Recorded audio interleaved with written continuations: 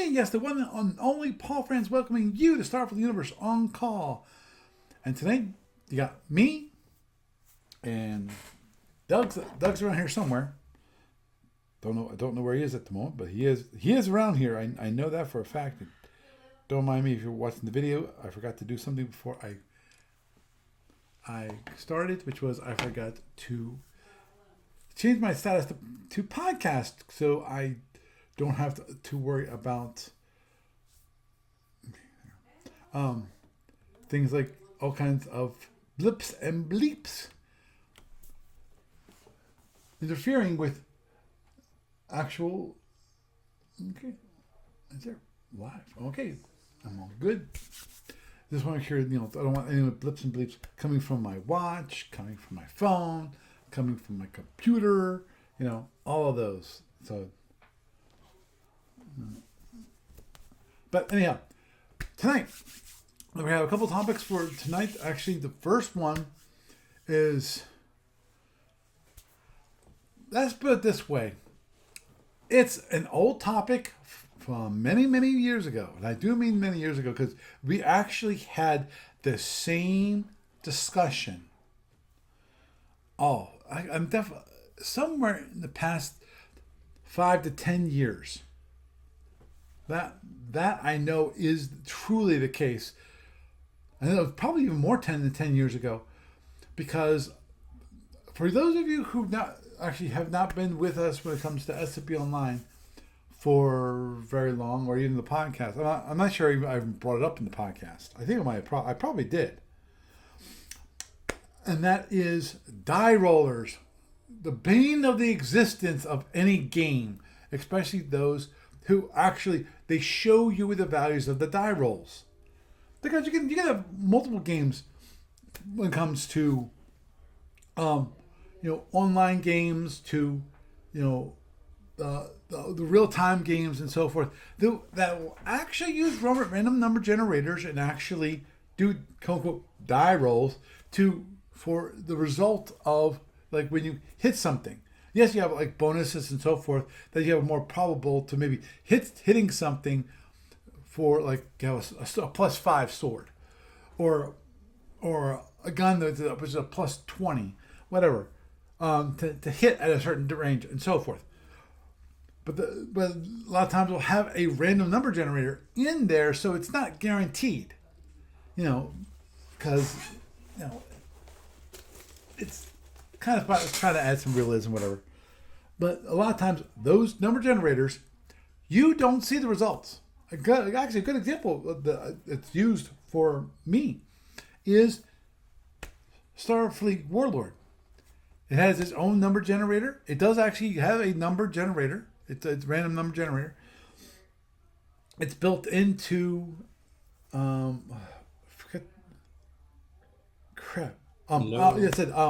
Harbor. That's it. Harbor is the compiling and runtime for the Clipper that I use. It's open source and so forth. That has a whole random generation, and basically this is always the funniest question I get when it comes to Starfleet Warlord. And that is, the people will say that those results are impossible. Then I go back, I look at the fight, and I go, no, they are possible. It's improbable, but it is possible. Where what happens usually is, in those cases, the people who are arguing about it are saying, they've got like a 500-point fleet versus a 300-point fleet, and they say my 300-point fleet basically defeated and destroyed my 500-point fleet. Well, that is possible. As I said, improbable, yes. But depending upon what your roles were and what its roles were, which are never saved. See, that's the crazy thing. People say it's impossible, and yes, it is possible. But I have no record of exactly what the dice roll were, what exactly the damage was for that battle, for each round of that battle. I have no record of that battle to say, okay, oh yeah, here this is what happened. This is the die rolls, and this is so forth. This. That. No, I people can argue all they want with me to say that is impossible, and I have to keep telling them, yes, it is possible. It's just improbable, and can it possibly happen? Yes, you know, If I and may step in here, Paul, by all means, uh, Matthew. there's everybody has a story about getting to range two and unloading with all their photons and missing completely. And a lot of these stories are face to face with actual dice rather than a die roller. So, saying that things are improbable with a digital die roller, sure, but it doesn't really matter because it happens with the physical dice. Oh yeah, totally. Oh yeah, how many times have you seen it, both in electronic and in real life, where Hellbore, the 2d6 Hellbore, they get into that beautiful range where you have like it's like a 10, roll on a die roll. All you need is a 10, which is very. Yeah, the chances of missing with that is like 3 out of 36, 1 out of 12. So like an 8% chance of missing. And then missing it, like double Yes. sixes, Hmm. or something along those lines. It's like, no, it's possible. See, it is possible. It happens. Now, I've got stories about getting to that and doing that with Hellbores and missing 3 out of 4, which takes astronomical odds, but it happens. Yeah. Just a quick curious question. Can you hear me? yes, I can hear you now. I can hear you. Yay! I figured it out. Yay. Yeah, because you got on, and I saw you.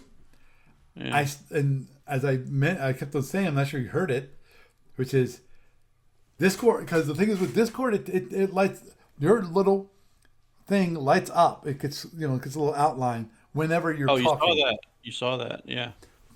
And then there was Apparently, it was. There's a new function now. You have to join chat or something. So, interesting. like over here, it That's weird. says disconnect or join chat. Yeah, I don't know. That's I weird. I, I don't know. Uh, Actually, I'm Something on different. mobile Discord and I didn't have to do that, Doug. Oh, congratsy. Hmm. Yeah. I had to do it. That's when Mine was special tonight. Extra special. your extra special. Yeah. Uh, Of course, You're always extra special, Doug. did you Why, thank question, you, Doug? sir. Did you just bring up Discord tonight? Did I do what? Just bring up Discord tonight. Basically, just I've got an update for Discord tonight. Um, no, this is the one that I've used most of the time Okay. on my old machine. Yeah. Now, what I did do was, um, I've had some issues with this box recently, and I would like to talk to you about it later right. after the show. Hmm. But I literally switched the USB ports where I have the mic plugged in Right. and the internet connection plugged in, and just switching the dongles, it made me reinstall the software for the mic, which was why you weren't seeing me talk in the very beginning. Huh. That's But then interesting. when you saw me talking, when you saw it doing the little green circle on my voice, I still had to go and hit a button on my version of Discord that says join chat or something like that. Hmm. Okay. So it was over in the big box of the program. Okay. Yeah, Yippee. because I haven't updated Discord for probably at least a couple weeks. So I did not. I think it was a matter of Discord rediscovering the connection after Windows reinstalled it. So Yeah. Oh yeah. That's one because thing I always have I to be. switched ports. Yeah, I have to worry about with that I'm pointing to the camera, which is basically OBS. OBS is very, very particular about what port that you have something connected into. It's very particular about that. Now, most software doesn't care. OBS does, but I'm assuming that it's the problem with how the ports are assigned and so forth, and how it recognizes the device, and instead of recognizing the device itself and its own little identifier, it actually is just using the port number, the USB port number is, and it says, oh, on that USB port you've got this device, and that's OBS. Most software isn't like that on like Windows or Mac. It usually doesn't care, but OBS does. So whatever. Hey, it works. The reason why this came up big when it comes to die rollers was a big surprise. Somebody made a big stink about it, and as I pointed out, this is not new. This is not the first time. This is definitely the second time we've had a at length discussion about die rollers in SFB Online, which is why. Yes. It's even it's not so bad because random number generators in computing is so mature. We've been working on this for 50 years, 60 years that is really kind of a non-issue. You can get them off the shelf code and you get virtually guaranteed randomness. Well, still, it's pring, not tring. So what that means is it's still pseudo random number generator, not a true random number generator. And that's actually part. I mentioned discussion about that, which is the big. Of course, there's the whole issue with true number generators, which is how big of a set do you need to actually see that it's an even distribution. That's what it comes down to. You can have a very small distribution. From the case of a game, you might get what? Maybe a maximum of 200 die rolls. For yourself. Because that means that's over. Yeah, more likely 20 or 30 rolls on any given battle. Right, because don't forget that there's die rolls in the rolling for the DAC. That use the same die roller. Oh yeah. As the die rolls for the actual weapons. Same die rolls. So way back when, I think it's pretty close to 10 years ago, I added a feature to the SFB Line client called the Die Roll Monitor.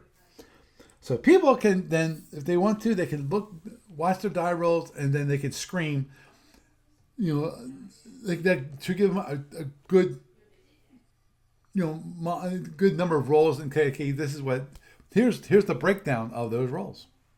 So it should give you a good idea. So, just to make one person happy and to get them off my back, what I'm planning on doing, there's a new random number generator called qrandom.io, which is, give me a sec here. qrandom.io. They say that it's a true random number generator utilizing quantum mechanics, exploring a fascinating world of quantum physics. Now here of course, this is the interesting part about this is that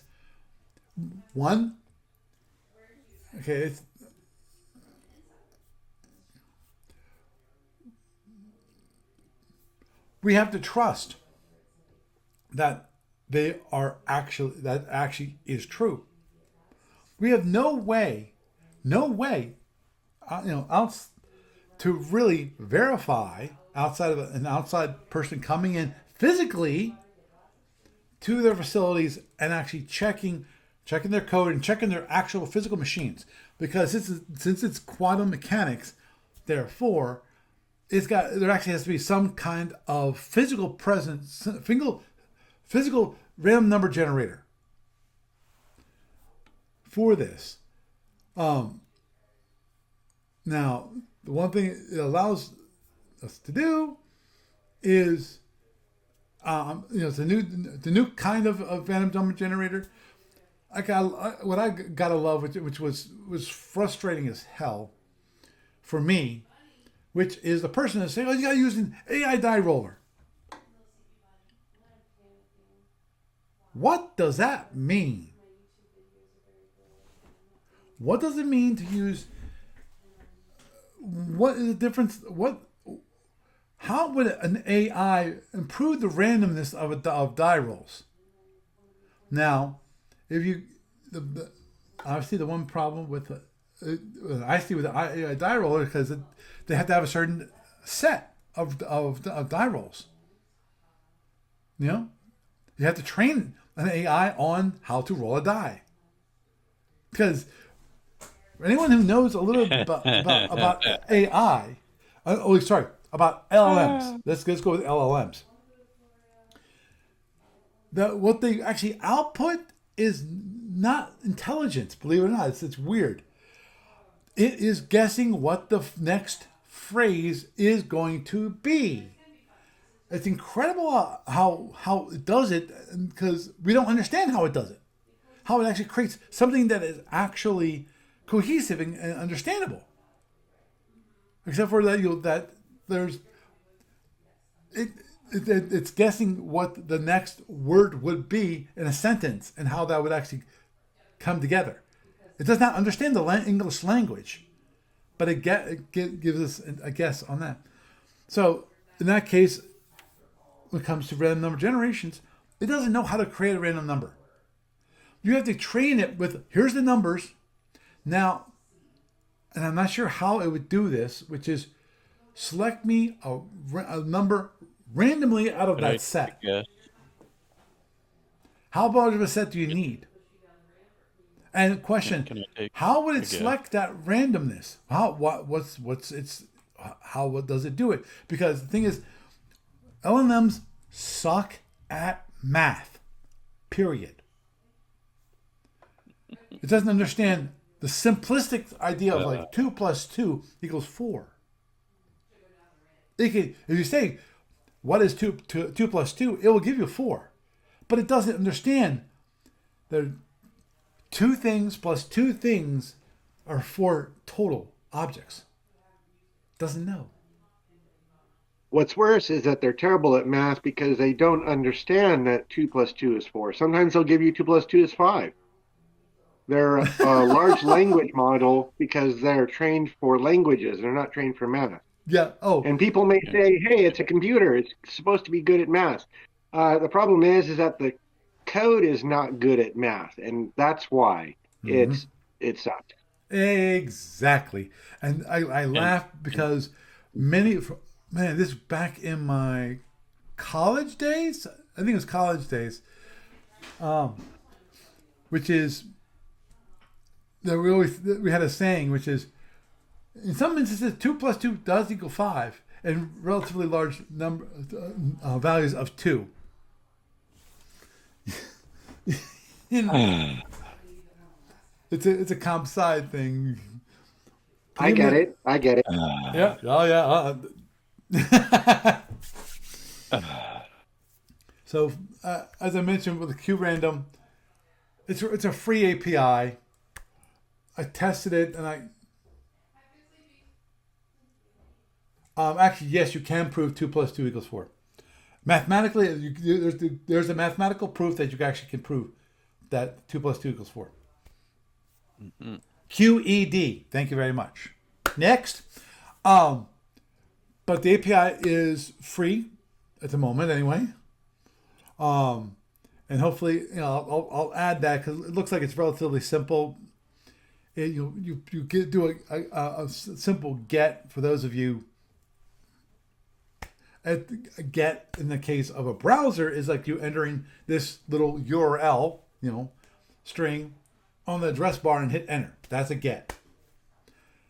Other things like random.org, as I just mentioned in the news portion, that they switched from a GET design, which is now an obsolete API, to a basically JSON API, which uses the method called POST, which is a little more different, a little different. But it return, both of them return, both QRandom with the GET and random.org with a POST, both return the same thing. They return a JSON object.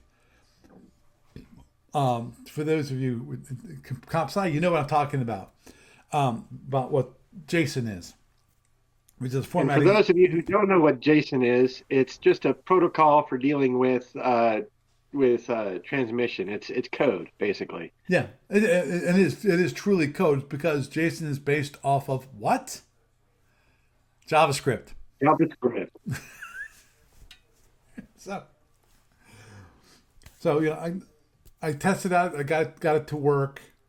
I should be able to get it working.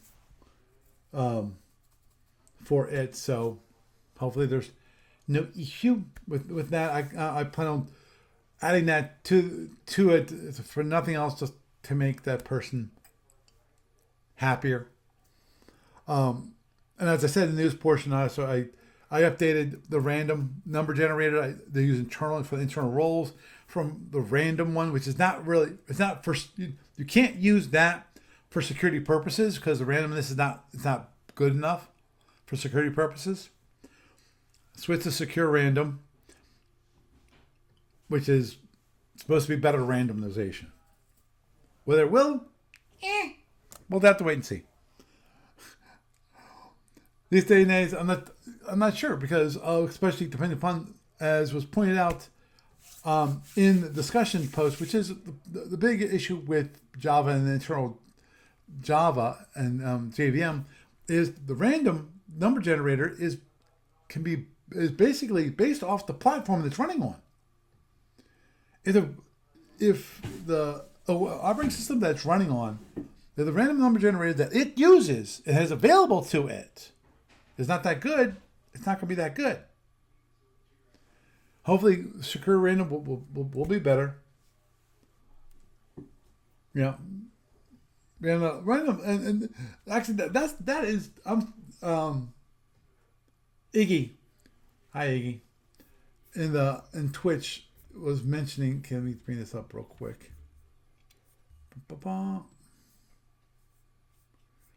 Which is. Let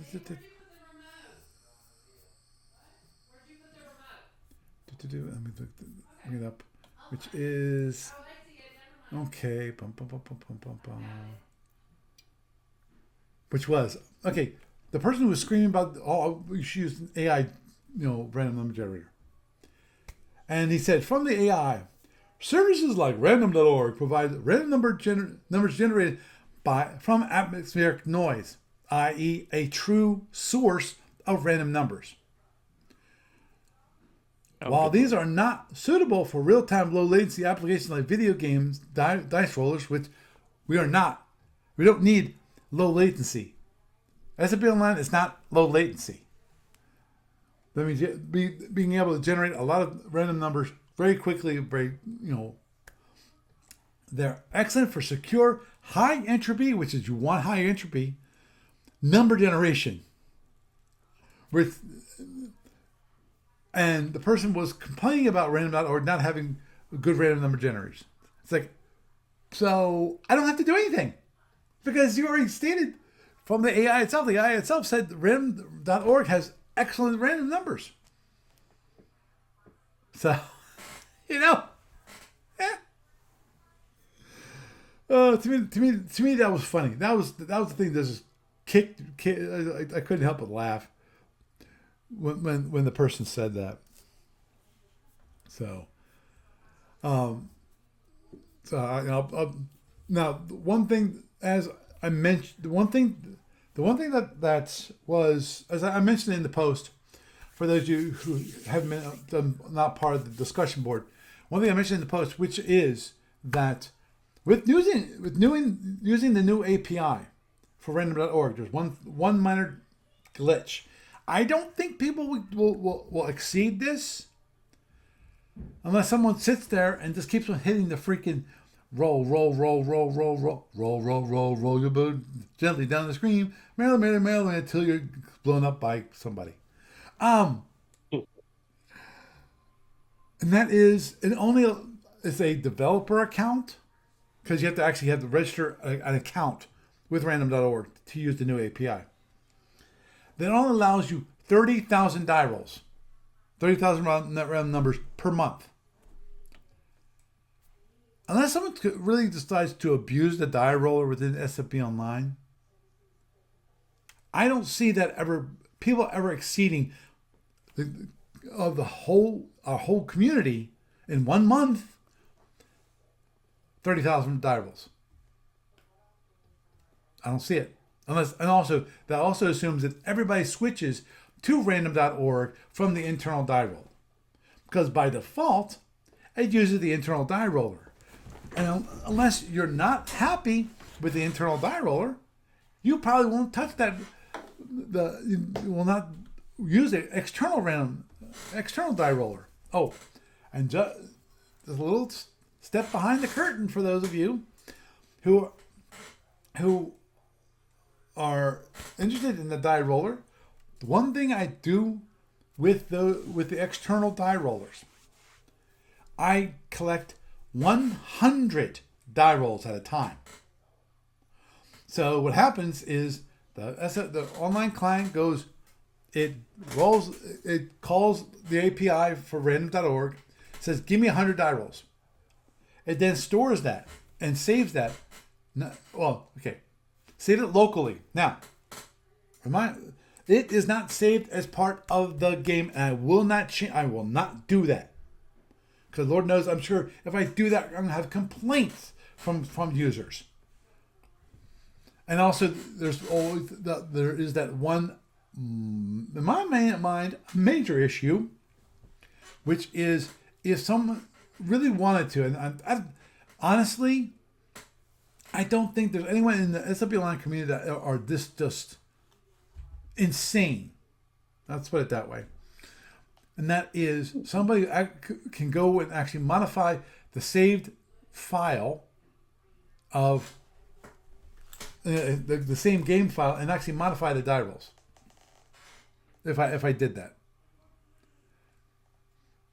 and I see no reason to do that.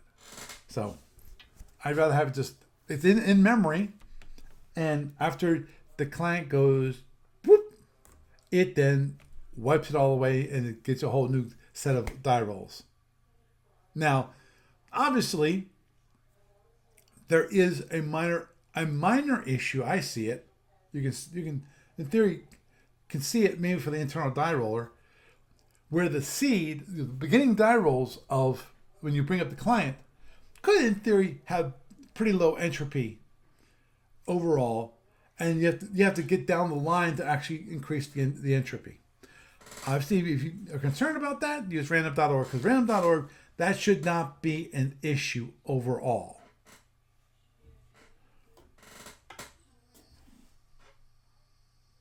Yeah, actually, Iggy was mentioning here, unless I'm playing he said, unless I'm playing for money, pseudo random number is statistically equivalent to a true random.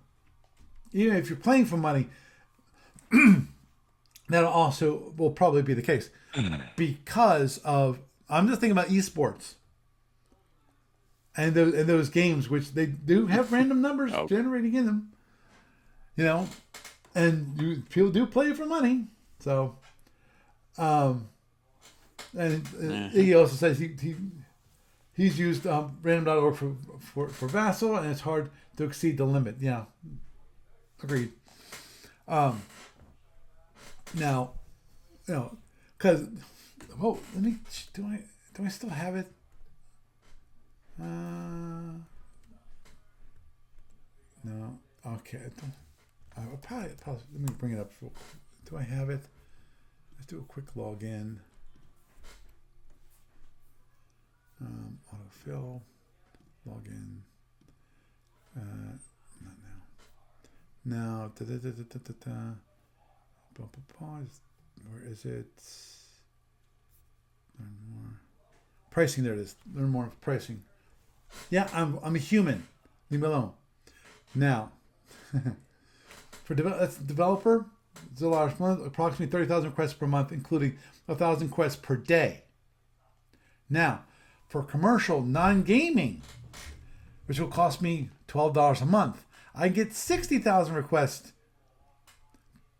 and Oh boy. and then, of course, and then here comes the fun part. Additional 0.0000, so 3 zeros, 2 per additional request. So after you exceed $60,000, now you're paying additionally for each request afterwards. Yeah, about Yeah, 2 it's a cents money per suck. 1,000 requests. Uh, Yeah, it's around. huh? Actually, Aren't there just like apps out there you could use that don't cost that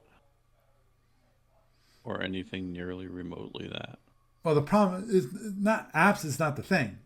You have to have a service, so it can be integrated into the actual SAP Online without any possibility of a user interfering, modifying the die rolls. So, and maximum. Oh, this Okay. now mind you, this is a maximum of 10 requests per second at peak rate. So I know this may sound like utter heresy, but By all means, can you just write your own little app and have that on your server and just access it well, separately of the yeah, client? that's what the alternate. That's some of the alternate die rolls are. They're on my Those are actual. the Right. Well, but without, yeah, I mean, if you write your own though, you put your own there, then you're not having somebody's quote fancy AI service doing it for you and charging your guys $12 a month or whatever. That's true, but that's not a actual truly random number. That's a pseudo random number, Right, which is perfectly fine, as Iggy pointed out, perfectly fine for what we're doing here. right. Uh-huh. Yeah, and it sounds to me like the person complaining is like, well, AI. AI is the new hotness right now. It is, And yeah. yeah, and that's basically it, Paul. Yeah, don't get me started on that because I- that's the big push for my day job is more yeah, AI, which I just honestly remember garbage in, garbage out. All they're doing is don't amplifying it. don't get me started with AI and slop because the wonderfulness Okay, I won't get you started of on it. Let it go. AI I'm generated sorry. code. And the biggest issue, because actually a developer at my company did this, and he didn't actually check this to make sure that the generated code was correct. And I'm going, that's bad. He said, here's a paper on the algorithm. Write code based on that. And I went, unless you understand what that paper did, how do you know that the algorithm that they gave was correct? Yep. Because you can't believe AI at the moment. It's not 100% solid. And Lord Hey, knows I've been Paul? hearing about the issue with slop as it stands, where people put out the slop, the stuff that's generated by AI, which is not correct, and then later on they have to fix it. Which anyone who does any development knows the number one rule, which is takes, depending upon where in the process you catch the bug. If you catch it early in the process when you're first developing that feature, it's cost you very little. Get to QA, the cost double. You get it out the door to a customer, costs triple. Because the Hey, biggest issue Paul? is taking what you got and then debugging it. That's a lot more Hey, difficult. Paul? So we were talking about SFB stuff, right? Yeah. Yeah, to divert you from the AI slop discussion. Can Sorry. I divert this to the 500 point BPV tournament? Which is the next? Which is the next topic? Yay. Awesome. So, Hey, I've joined that one, and so I've been in contact with Jeff Clark, codename Spartan, right. who's administrating that one. And he says that come Monday, he's going to be announcing players and teams and races, or empires rather. Okay. Um, Oh, you gotta be I, kidding me. as I said, I joined that one. I was going to play a Hydran fighter fleet, but I decided that it's good for the first shot, and then after that, it has a lot of problems. I had moved away from that. Hmm. But if you'd like, I can discuss what I was thinking of with the fighter fleet. Sure. So what I had picked was a heavy Lancer, which is the Hydran D or a heavy war destroyer Hmm. version, but it came out before the heavy war destroyers came out. It came out in Y172, but it's got all the same things. It carries 6 fighters on its own and can carry up to 10 more fighters for a total of 16 in a carrier conversion or a carrier variant. Hmm. And then you add in a escort destroyer, an escort lancer, which carries 6 fighters of its own, and you're carrying around. You've got a carrier fleet with 22 stingers on it, and it comes in at about 450 BPV doing that with warp booster packs. So my idea was to go ahead and take that fleet, which I didn't, but that was my idea, was take that fleet and launch the Stingers and have the Stingers go into about range 10 to the opposition. And a normal Stinger 2 at range 10 in a neutral EW environment can do, on average, 5 points of damage each. That's 4 points from both fusions and then about 1 more point from the Gatling gun. So 22 Stingers at range 10 is going to probably mission kill any kind of war cruiser. It probably won't do that much to a full-on cruiser because they tend to be a little tougher. And a battle cruiser probably would be damaged, but probably wouldn't be crippled. But the idea was to take this shot, range 10 shot, at about range 10, or I'm sorry, at the unit that's about the middle of the field for their fleet, which ideally would be a war cruiser because they're probably packing like a destroyer scout or something, and then have the fighters head and run away until their Gatlings can reload, and then come back at the opposition. No fusions because they're empty, but then with the Gatlings try to press to about range 2, where I figured let's see, that would be 88 phaser 3s at range 2. It'd be about 120 to 150 points of damage in a neutral EW environment. And that would be enough to, once again, probably kill a heavy cruiser or cripple a BCH. If I thought they could get to range 1, I was going to do that, and that would outright kill a BCH. That would do about 180 points of damage. And then the Stingers would probably be pretty much dead by that point, but the opposing fleet will probably be down to their small units and maybe some crippled larger units, which would then be up to the escort lancer and the heavy lancer to try to clean up on their own. Hmm. Actually, sounds interesting. Okay. I'm interested to see on Monday what the other fleets are, Yeah. and then maybe get into what their likely tactics are going to be. Hmm. Is a team required? No, but they're Frank and Majid have decided to team up and go together. The idea there is that if one of them can't do it because of real life or time zones or something, because Majid is over in the UK, Yes, I know. then And and he has a nasty habit of playing at like 1 o'clock or 2 o'clock in the morning, UK time. He's done Oh, that. wow. I've seen him do this. I know Majid. Actually, to be honest, I've known at least I don't know him personally. Personally, I know Majid from playing Starfleet battles using play by email. Way back in Awesome. Wow. that, I knew Majid Farsi. You know, Did I have a tournament fight with him ages ago? that's possible. That's a long time Oh, ago. it was a long time ago. Well, But Francois and Majid decided that they would team up together so they could be more available. But I believe everybody else has decided to go at it alone. okay. Well, I'm And glad I that. saw something in Francois's or Frank's email that suggested he might have gone with Gorn. Hmm, I don't know for sure though. should be interesting. It would be.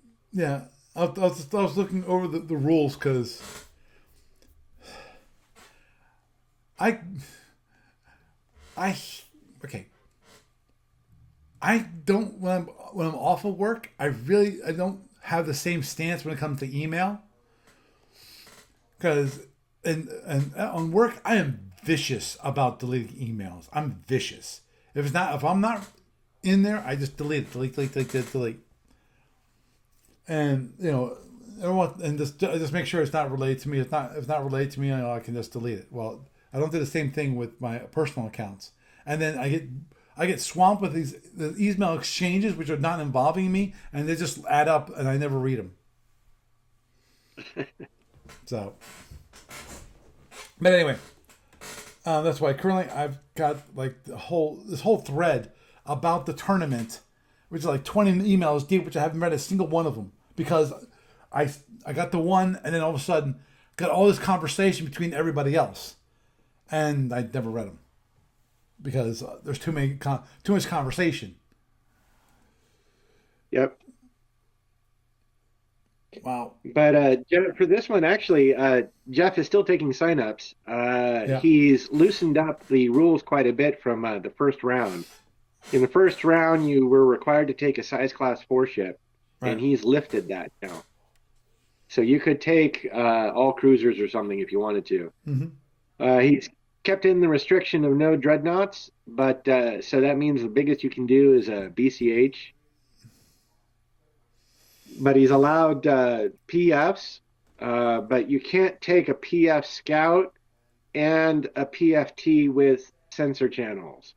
So if you want a Huh? PF Scout or basically a full flotilla, then you're going to have to take something that doesn't have scout channels, like the Lyran BC, I believe, is a true PFT that doesn't have scout channels.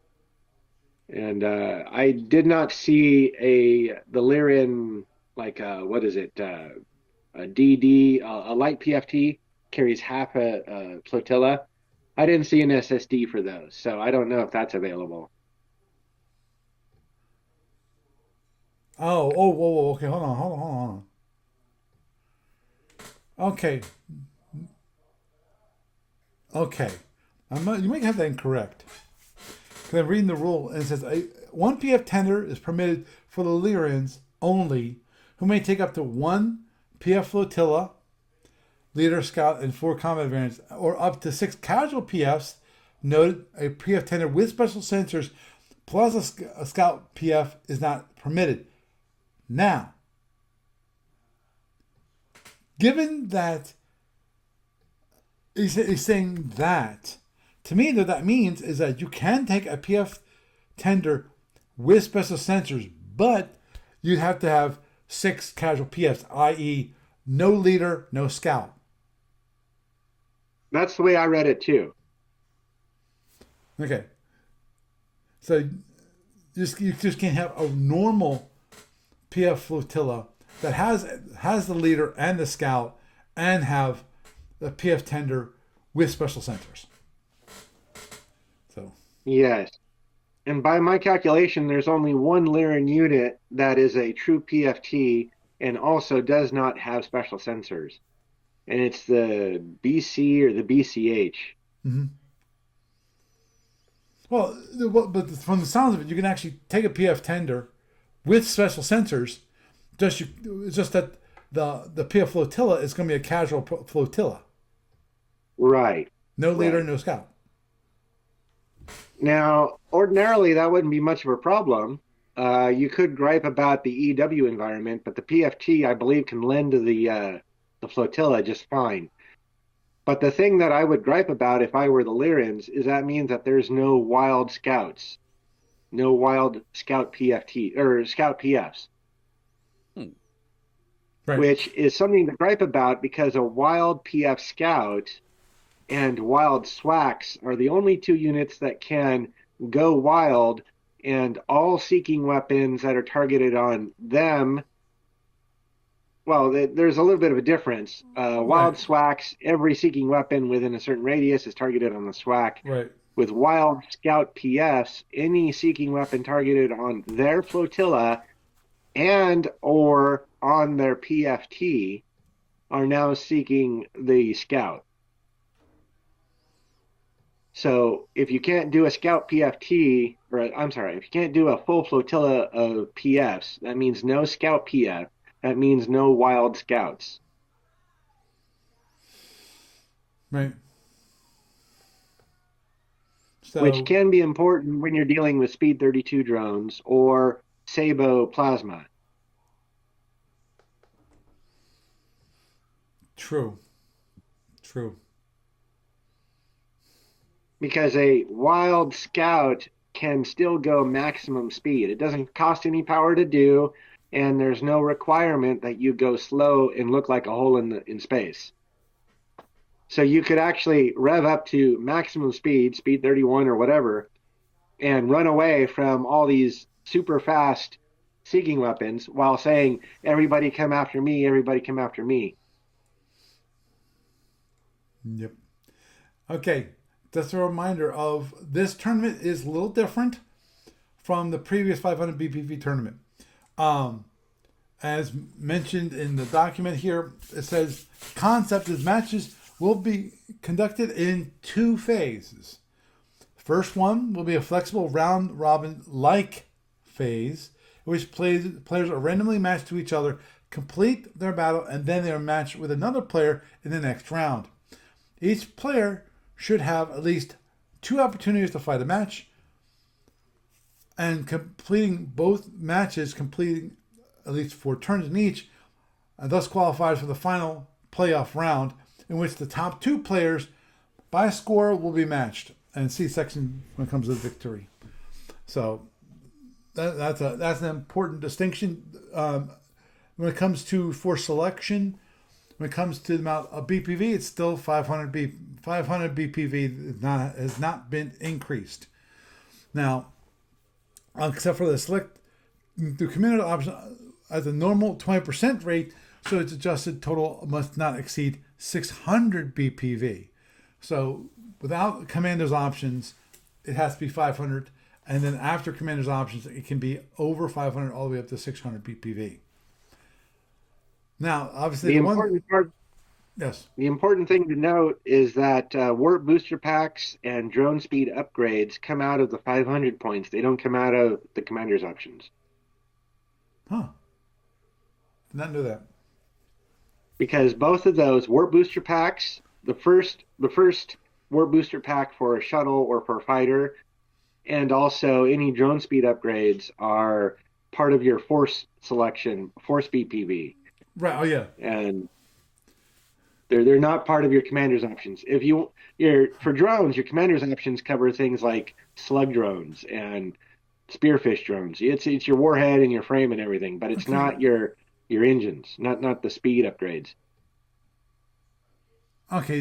He did not make that clear because the says It's well. Let me just it's read. actually rules.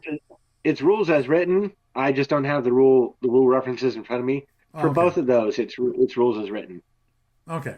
Okay. Because in the force selection, it says that the total that the total of ships plus refits and drone speeds should not exceed 500 BPV. That doesn't mention warp booster packs. So Yeah. I'm assuming that's Warp booster packs are mentioned as such in their own section, not in the tournament rules, but in the Starfleet battles rules. right. Right. That's I figured that's what that you were talking about. So yeah.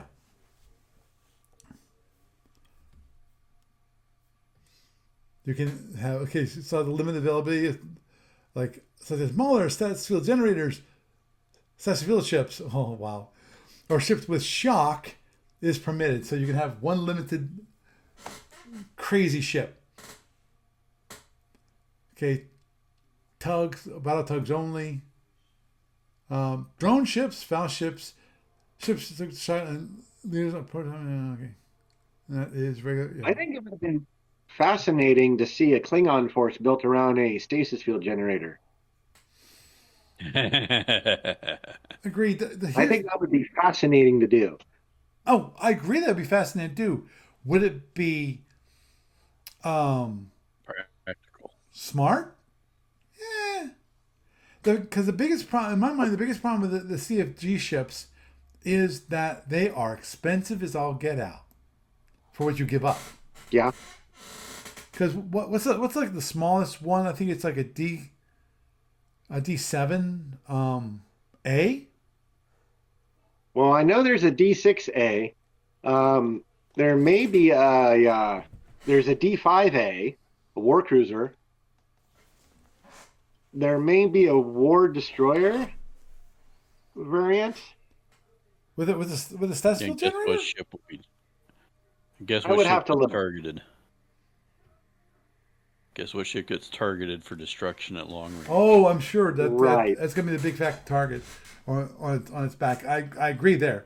And once Well, it's so would a Mauler. crippled, oh yeah. So once Yeah. it's crippled, it's done. Yeah, Maulers would be the same way. Yeah, agreed. Agreed.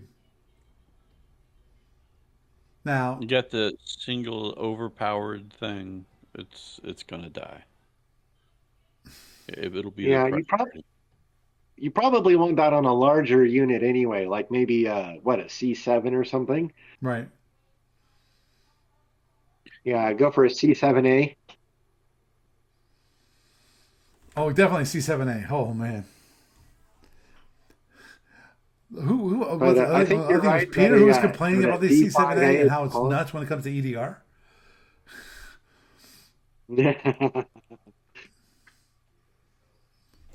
Because I'm willing to bet anyone who's going to Klingon Force is going to have a C7 in their force.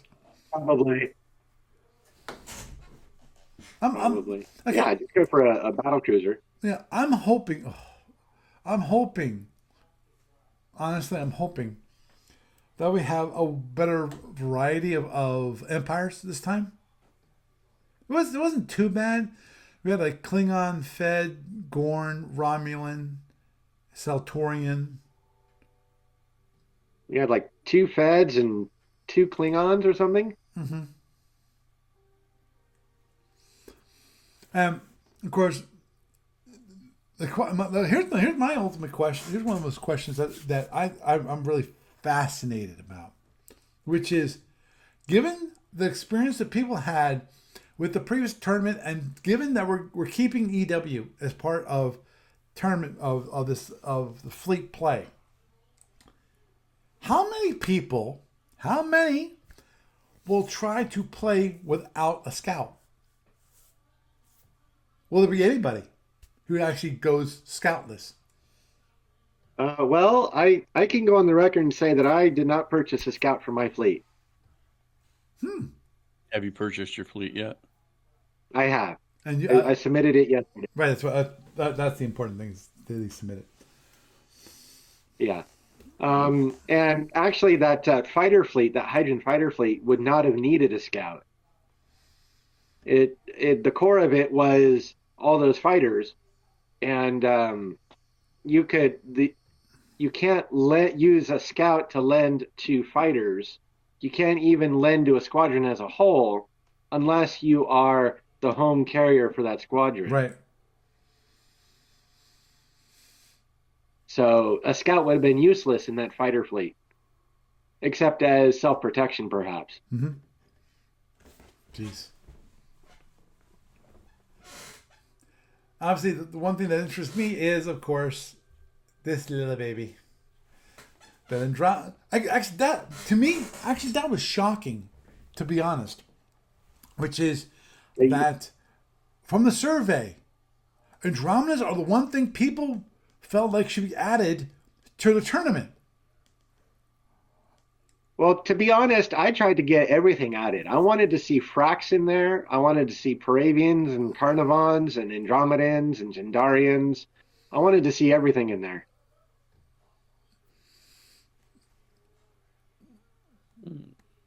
Honey, the Vudar's here. You can play. Yeah, Play yeah. which that would be an interesting fleet. I passed up playing Vudar because I saw that they had a very limited set of ships they could fly. Right. That is a problem. But since I have a little bit of time, maybe tomorrow, like I should have some time tomorrow. I'm gonna see if I can come up with an Andromedan fleet. I'm not gonna pre-announce it. I'm gonna wait. There's two ways of going with the Andromedans because 500 BPV is very small. For Andromedans, it is. Yeah, because you can either go with the whole mothership route, and the mothership being like I was gonna say infestor, but not infestor, an intruder with like cobras, or you can go with a dispersed fleet of more of the large satellite ships. You know, the Mamba class, or the Python and Mamba. Yeah. Mama, the Python. I thought there was obviously the eel, the python, and the is it eel? I think it's Eel is based off the Viper. No, I'm sorry, it's based off the Cobra. Right. You're thinking of the what was it the Jeez, I don't remember the name. it's been so long. Because I remember the eel has actually. I thought it was the eel that had the 4 special sensors, and it was the 1.5 satellite ship. Versus the Courier. The Courier is the Cobra based scout. The Eel is based off the Cobra. It does have 4 special sensors, Okay. but in my experience, it is underpowered. Oh yeah. I think you'd be better off with an Anaconda. Oh, Anaconda. Yeah. That was the one I was thinking of. And possibly an Anaconda, and as a fleet, have like possibly and because one thing that bothers me greatly. The Andromedans can only have one ship with a displacement device. Wah, wah, wah. That would be your Anaconda in that fleet You're allowed up to because it's got one. 2. In a normal Andromedan engagement, you're allowed up to 2. 3, and they get sucked in. Yeah, so you'd probably be best off going for a mothership because they tend to pack 2 or more displacement devices.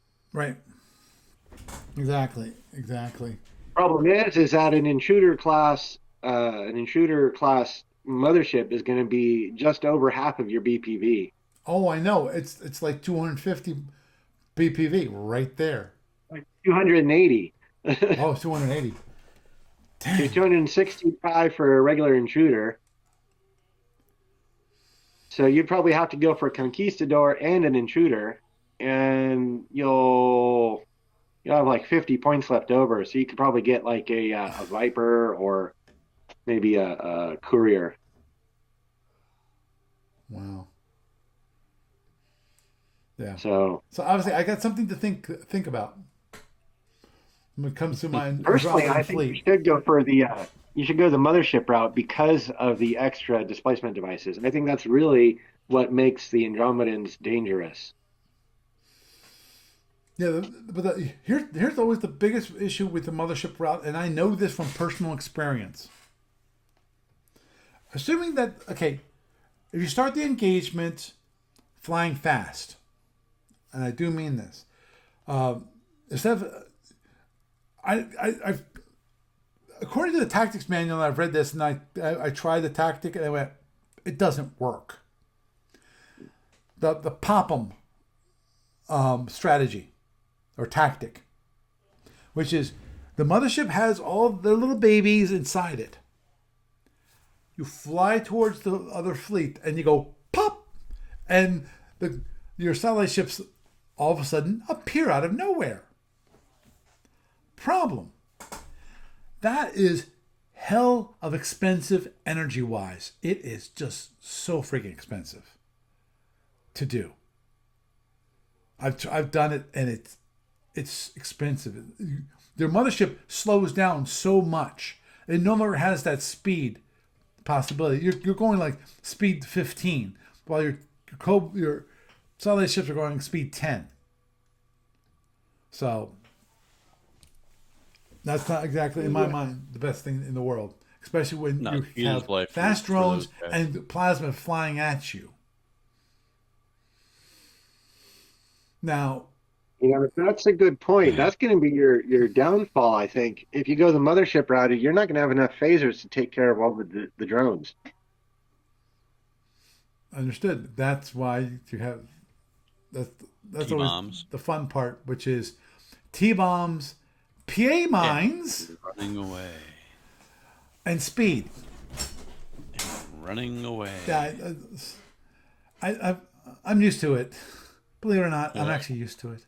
I'm used to having to deal with not enough phasers for a lot of drones. I'm used to dealing with that. I actually am, believe it or not. Because if you've ever, and I'm not sure you have, ever played in the tournament, Module T tournament, the Zinni versus the Andromedan. The Zinni can dish out a lot of drones, to the point where the Andromedan cannot deal with the amount of drones that it can dish out. And I'm talking about the fast drones. They can set it up so that you can completely overwhelm the Andromedan for that. Now, that usually meant that you had to take at least one or two of the drones on your panels. That was the only way to do it. And of course, anyone who's played Andromedans know this for a fact, which is invariably you have to have things hit you.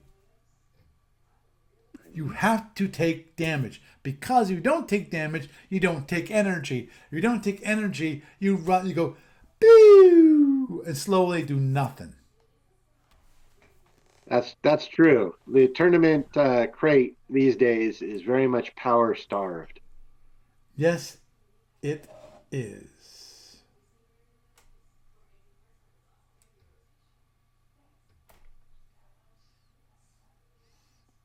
So yeah, looking at your motherships, I think an intruder or an imposer and then a conquistador is really a great route because you get the durability of the mothership, you get the extra displacement devices,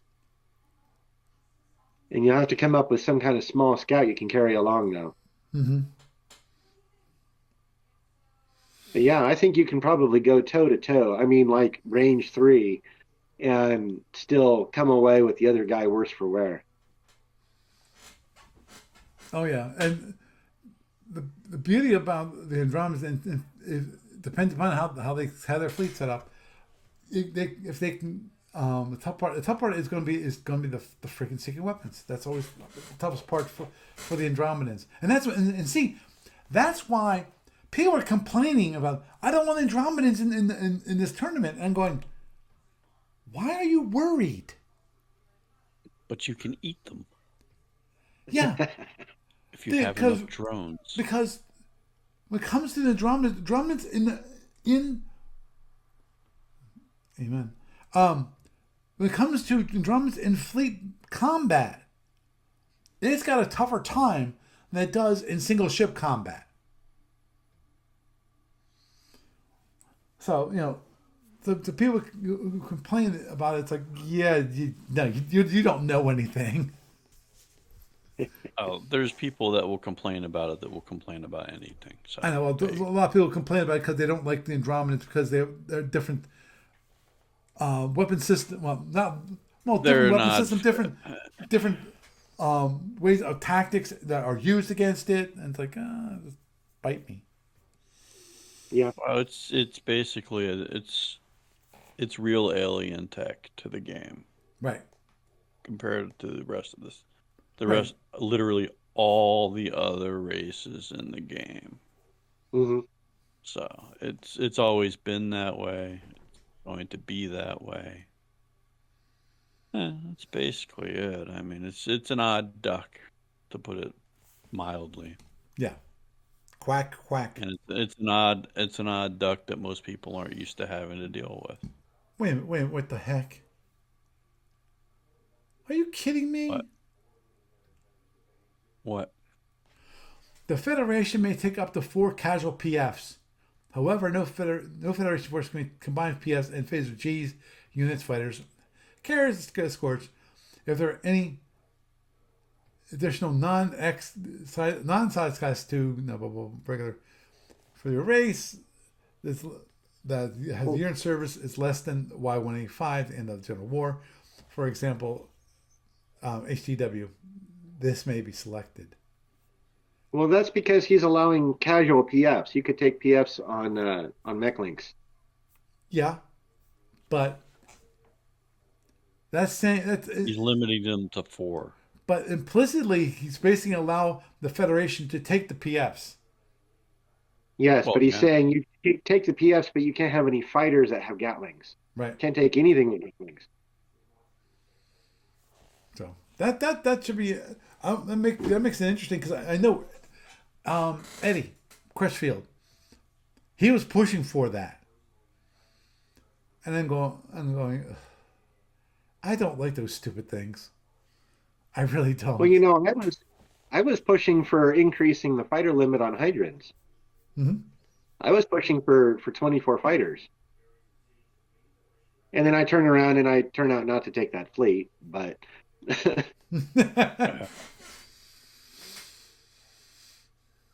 hey, here's a joke fleet for you, Paul. You should take a mobile operations sled.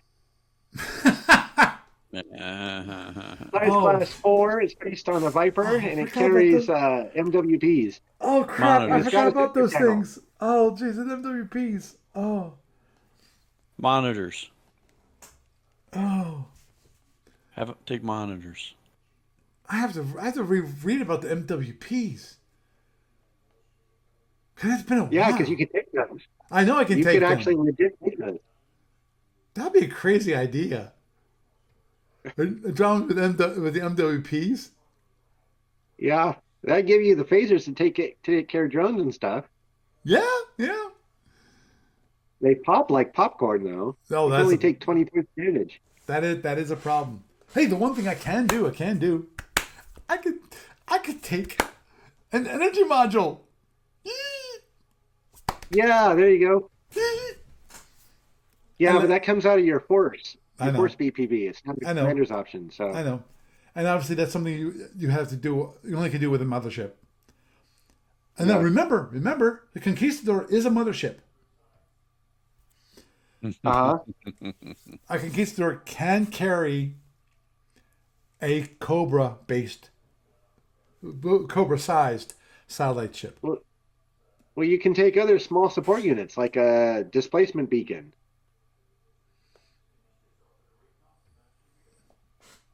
I, I You have remember to what those are? no A displacement beacon.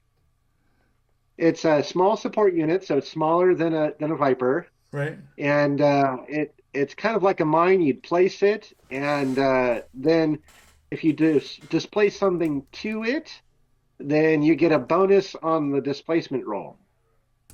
Oh, If I recall correctly, I haven't read it in like a year or two, but it gives you a bonus to displacing to that location, whether it's your ship or you're displacing somebody else there.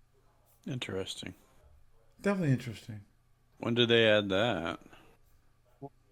Module J2. Okay. Huh. I'm They looking. added several small support units, which, um, yeah, the pseudo satellite ship, I think, is considered a small support unit. Yeah, the PSS. Yeah, Yes. big whopping 25. NWP is around 20.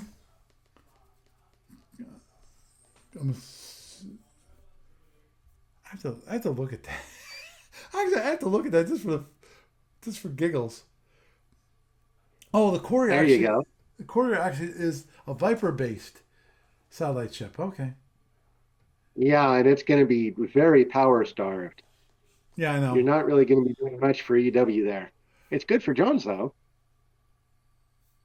Yeah, yeah, because that is the funny part for me, which is that I mentioned this thing long ago and many times before, which is I did play an Andromedan fleet once, and part of that Andromedan fleet I think was an eel, and what I did with the satellite ship, that eel was my scout, and I had my I think it was intruder. Yeah, I'm pretty sure it was intruder cruiser. And what I did was I took that, which is 206, intruder's 265, by the way, Yes. and I tractored the eel, and I dragged the eel along, so it did not have to charge anything for movement. It did not use a single point of power for movement. It could use all its power for EW. And the intruder actually has a standard tractor beam. It doesn't have to give Yep, up a TRH for it. exactly, and that's why I did that. It's good. To me, it's a great use of that tractor beam. Well, it's like having a sensor drogue. It's like a drogue. Yep. I wonder if I could do the same thing with the courier. The courier on how I forget. I actually that's one thing I have to look at the courier to be honest, because the original courier way back in the day was an amalgamation of a Cobra. It was amalgamation. It had like one scout. It had like two phaser ones and it had a TR beam. It was just The Courier these days, based off the Viper, has 3 sensor channels and 2 phaser 2s. The 4 PAs in front, 3 in back, right. and 4 batteries. Exactly. Exactly. Which is And 13 static power. So it's just enough to go speed 30 and power up housekeeping. But if you powered up any of your sensor channels, you're down to like speed 27, 24, 21. And then you got batteries for your EW. wonder what would happen if I actually decide to fly it like a Terminator. That's year 184, 82. Yeah, it's I 84. don't think you, Yeah, I'm not allowed. yeah, I don't think you're allowed to do that. Aw. I think you ought to do it though. Go for an Asp. That's the Viper version. That way it's kind of not great powered, and so they might let you scoot in under the wire. There's the CCR. Oh, that's those bastard ones. I think the CCR is basically it's That's a a Cobra monitor. with a displacement device. Oh, yeah, the reconnaissance Cobra. Yep. Which is an interesting You do beast. that, you can't take your Mamba Python thing though if you take that. Right, I know. I know. But the thing is, if I took that, I wouldn't take a Python. I take Mambas. Just two There Mambas. you go. So You got to do that. Yeah. Well, no, I think you got to take the motherships myself. But if it were me, I'd take motherships. Understood. Understood. Well, anyway, I will figure that out this weekend so I can submit it to Jeff before he announces everything and make sure he knows that I'm interested in the tournament. So I think with that we will wrap it up for this evening. Mm. And unfortunately, the Mariners are losing Yes, they are. 6-2. It's not over yet. Not over yet, but if they lose, then it's going to be Pretty good indicator, but it's not over yet. It's going to be 2-2, and the thing is, that means Seattle has to win. If they don't lose. If they lose today, they have to win tomorrow. If they don't win tomorrow, they're dead. They're dead.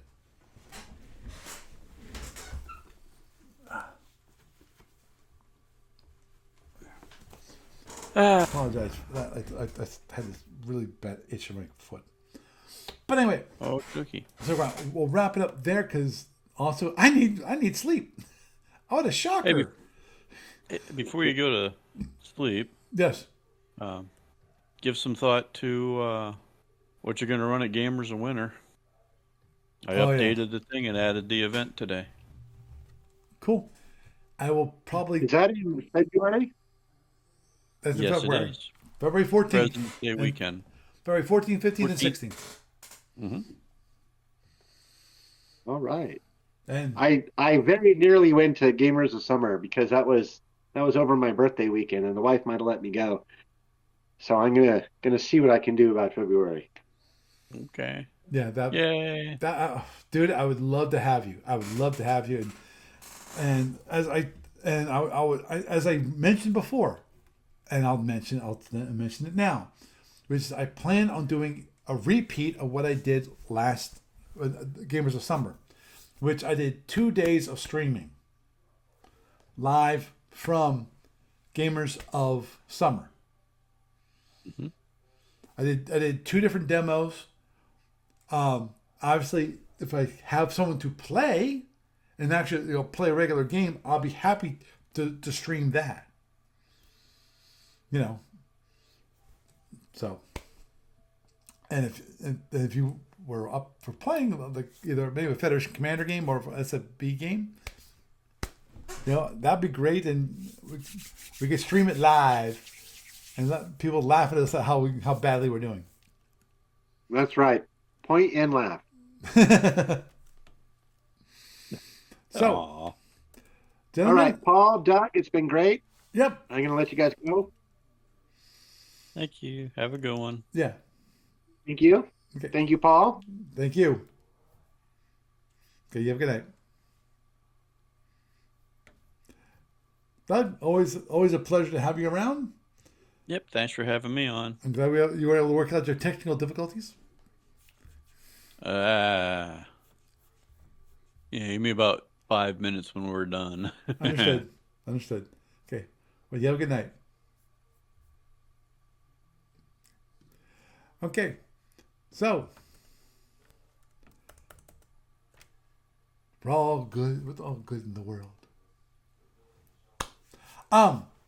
Obviously, nice discussion about die rollers and AI. And let's not bring up that topic again. There could be worse topics. We could talk about politics. That would be worse. I do not plan on bringing it up. I do not plan on bringing it up. Okay? Short of the government forcing me somehow to shut down S&P Online or something like that, or cancel the podcast for some reason. I don't see that happening. That's the only time I'd ever bring it up.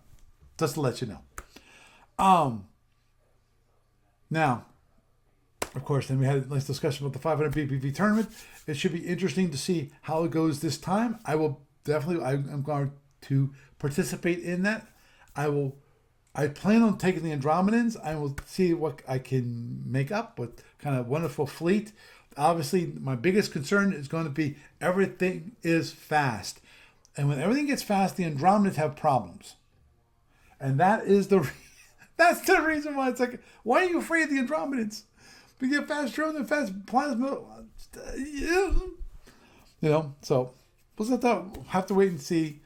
I'm most probably, if I play in the Andromeda, I am not going to be as foolish as I did with the Sultorians, and I'm not going to go without a scout because I think I learned my lesson. I think we in a scout environment, you need a scout because if you don't, then you get screwed.